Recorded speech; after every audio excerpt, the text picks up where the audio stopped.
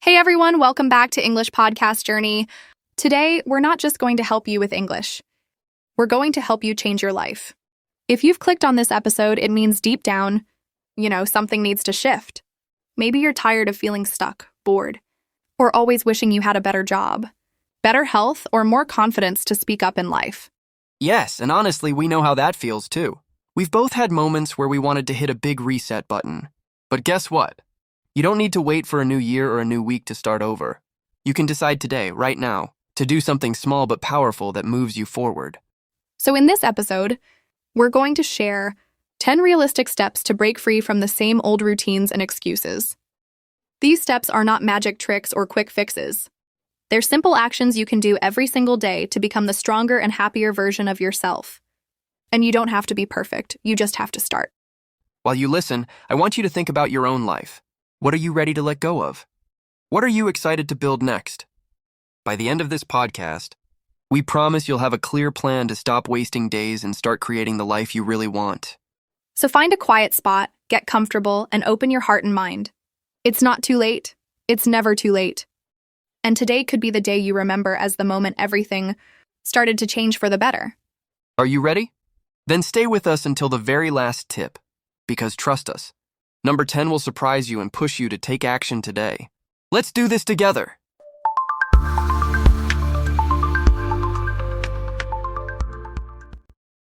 All right, Jack, let's start strong. Step number 1 is something most people avoid because it's not easy to accept, and that is to take complete responsibility for your life. That's right.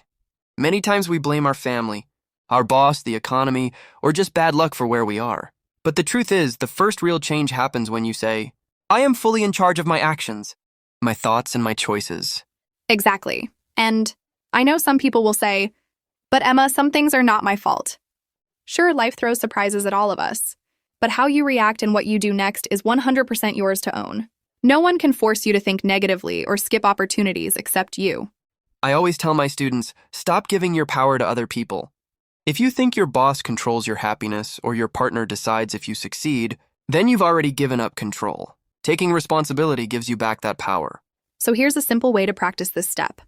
For the next 7 days, if something goes wrong, big or small, don't blame anyone or anything. Instead, ask yourself, what can I do to fix this or learn from it? It can be hard at first, but it's so freeing once you get used to it. Yes, and don't be afraid to mess up. You don't have to be perfect. Just notice when you catch yourself blaming others and gently pull your focus back to what you can control today. So remember, step 1 to changing your life for good. Take complete responsibility for your actions, words, and mindset. This step alone can create a huge shift in your energy and results. Stay with us. The next step will show you how to set a clear direction once you take back control. Now that you've taken responsibility for your life, the next step is setting a clear and specific goal. A lot of people say they want to change their life, but they don't know exactly what they want. So they stay stuck doing the same things every day. Exactly. Imagine getting into a car and driving around with no destination. You'll waste fuel, time, and energy, and you'll probably end up right back where you started. It's the same with life. If you don't know where you're going, you'll just drift. So here's what we want you to do. Pick one goal that truly matters to you. It can be about your health, your career, your relationships, or even your personal growth. But be very specific. For example, instead of saying, I want to be healthier, say, I want to walk 30 minutes every day for the next month. Good example. And write this goal down. Don't just keep it in your head. Put it on a sticky note, your phone's lock screen, or your journal. Seeing your goal every day reminds you to take small steps toward it. Also, tell someone you trust about your goal. When you share it, you feel more responsible for making it happen. And if you want, share your goal in the comments below this podcast. We love cheering you on. And remember, goals are not about being perfect. They are about giving your daily actions a clear direction. Even small steps add up when you know exactly where you want to go. So step 2 is simple. Set a clear, specific goal and remind yourself of it every single day. Ready to learn how to build habits that support that goal? Stay with us. Now that you have a clear goal, it's time to make sure you actually reach it. And the best way to do that is not by making huge, dramatic changes all at once. It's by building small, consistent habits that become part of your everyday life. Yes, a lot of people make the mistake of trying to do too much too fast. They say, I'm going to work out 2 hours every day, or I'll read 10 books this month. And after 3 days, they feel exhausted and give up. Exactly. Instead, focus on tiny habits you can stick to even on your busiest days. For example, if your goal is to get healthier, start with just 5 push-ups a day or a 10-minute walk after lunch. If your goal is to learn English, commit to listening to an English podcast for 5 minutes every morning. The magic of small habits is that they build trust with yourself. When you keep a promise, even a tiny one, you feel proud, and that feeling pushes you to do more over time. One trick I love is called habit stacking. It means adding your new habit to something you already do every day. For example, listen to English while you brush your teeth, or stretch while you watch TV in the evening. That's a great idea. And remember, it's better to do a small habit daily than a big habit once in a while. Consistency beats intensity every time. So step 3, build small, easy habits that support your goal. Do them every day, no excuses. These tiny actions, done over weeks and months, will change your life more than any big plan that you only follow for a few days. Stay tuned, because next, we'll talk about how to clear out the distractions that stop you from keeping these habits strong. Okay, so now you're building good habits. But here's a big problem. Your environment can make or break those habits. If you're surrounded by distractions or negative influences, it's really hard to stick to your goals. So true. Imagine you want to read more books, but your phone keeps buzzing with social media notifications every 5 minutes. Or you want to eat healthier, but your fridge is full of junk food. You'll constantly fight temptation. Exactly. So the next step is to actively remove things that distract you or pull you back to old habits.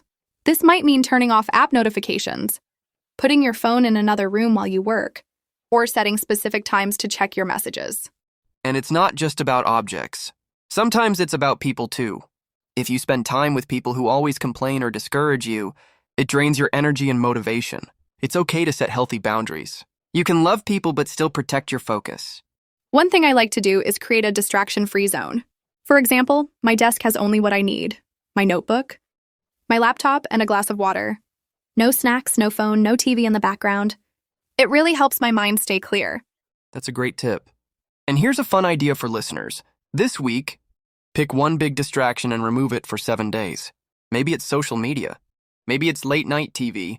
See how much extra time and focus you gain. So remember, step 4, protect your goals and habits. By removing distractions and keeping only what helps you grow, you'll feel lighter, clearer, and way more productive. Coming up next, we'll share how surrounding yourself with positive people can supercharge your journey of change. Stay with us. All right, so you've cleared out distractions. Now let's talk about something just as important: the people you spend your time with. They can lift you higher or pull you down without you even noticing. Absolutely. There's a famous saying, you are the average of the 5 people you spend the most time with. If your closest friends are negative, lazy, or always complaining, it's so easy to pick up the same habit. But when you surround yourself with people who inspire you, encourage you, and challenge you to grow, it becomes so much easier to stay on track. Their energy rubs off on you in the best way. Yes, and you don't have to cut everyone out of your life. Just start spending more time with people who reflect the kind of life you want. This could be a friend who always has a positive attitude, or a coworker who's always learning new things. You can also find positive people online. Join groups or communities where people share similar goals. For example, if you want to improve your English, join an online study group or follow channels that motivate you to practice daily. Here's something fun you can try this week. Reach out to one person you admire. Maybe they have great habits or a mindset you want to learn from. Send them a message, have a coffee chat, or just ask them questions. You'll be surprised how much you can grow just by listening to them. So remember, step 5, surround yourself with people who make you feel good about changing and growing. Let their good habits and energy inspire you to stay strong on your journey. Next up, we'll talk about how to keep your mind clear and focused with a daily routine. Keep listening. Now that you have positive people around you, the next step is to design a daily routine that supports your goals. A good routine helps you stay organized, calm, and focused, even on busy days. Exactly. Without a routine, you waste so much mental energy deciding what to do next. But when you have clear habits built into your day, you don't have to think, you just do it. It saves time and reduces stress. One of my favorite parts of my day is my morning routine. I wake up, drink a big glass of water, stretch for a few minutes, then read something positive for 10 minutes. It sets the mood for the whole day. That sounds great. For me, evenings are my anchor. I like to tidy up my workspace, plan my tasks for tomorrow, and write down 3 things I'm grateful for. It helps me sleep peacefully and wake up motivated. So for anyone listening, here's a simple idea. Write down your goal and then ask yourself, what are 3 small actions I can do every day to move closer to this goal? Then build those actions into your morning or evening routine. And keep it realistic. Don't plan a routine that takes 2 hours if you know you only have 20 minutes. It's better to do a short routine consistently than to plan a long one and skip it. Step 6 is clear. Build a daily routine that matches your goal. When you repeat good actions every day, they become part of who you are, and you don't even have to push yourself so hard anymore. Up next, we'll talk about how to keep your mind positive, especially when life gets tough. All right, so you've got your daily routine in place, but what happens when life throws challenges your way? It's easy to feel discouraged or negative, and that can slow down your progress. That's why it's so important to train your mind to stay positive, even when things don't go exactly how you planned. Positivity doesn't mean ignoring problems. It means focusing on solutions and not letting setbacks stop you. One thing I do every day is practice gratitude. Every morning or night, I write down 3 things I'm grateful for. It can be as simple as a good cup of coffee, a kind word from a friend, or a nice walk outside. It instantly lifts my mood. I love that. Another trick is to replace negative self-talk with kinder words. Instead of saying, "I'm so bad at this," say, "I'm learning and getting better every day." The words you use with yourself really shape your mindset. And don't forget to limit how much negative news or gossip you consume. Instead, feed your mind with books, podcasts, or videos that inspire you and teach you something useful. Choose what you allow into your brain carefully. If you catch yourself feeling down, take a break and do something that makes you feel good. Go for a walk, listen to upbeat music, or talk to a friend who lifts your spirits. Small actions can change your whole mood. So step 7, keep your mind strong and positive. Gratitude, kind self-talk, and good information will help you handle any bumps on your journey to change. Next, we'll share how tracking your progress keeps you motivated and proves that you're moving forward. Don't miss it. So now that you're keeping your mind positive, let's talk about a powerful habit that many people skip: tracking your progress and celebrating the small wins along the way. Yes, this step is so important. Changing your life takes time. If you don't see any proof that you're improving, you might feel like you're stuck or failing, even if you're actually doing great. One simple way to track progress is to keep a journal. Write down what you did each day to get closer to your goal. For example, if you're learning English, note how many minutes you listened, how many new words you learned, or if you spoke with someone in English. You can also use an app or even a wall calendar. Put a big check mark every day you stick to your habit. After a week, you'll feel so good seeing a row of check marks. You won't want to break the chain. And don't wait for huge milestones to celebrate.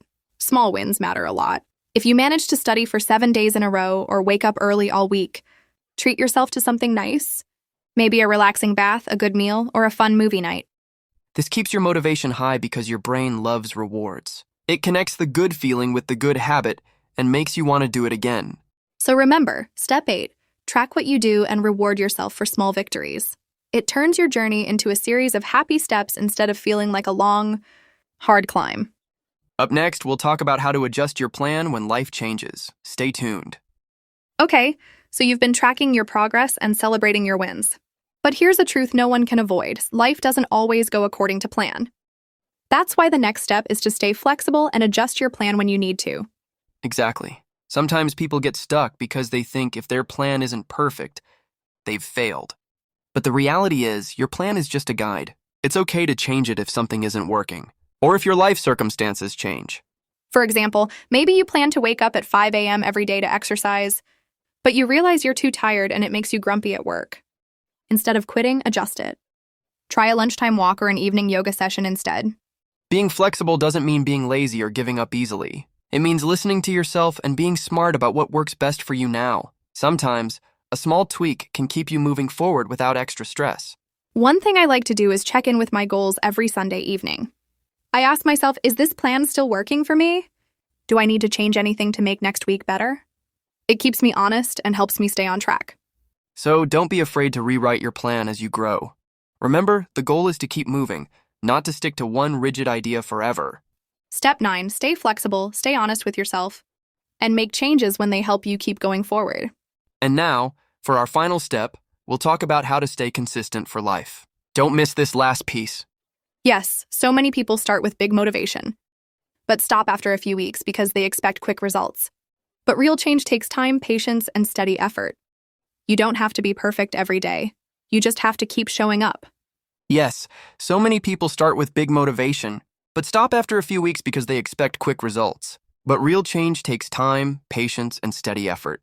You don't have to be perfect every day, you just have to keep showing up. One thing that helps is to remember why you started. If you feel tired or unmotivated, take a moment to think about how far you've come and how good it will feel to reach your goal. This keeps your mind focused when it's tempting to quit. One thing that helps is to remember why you started.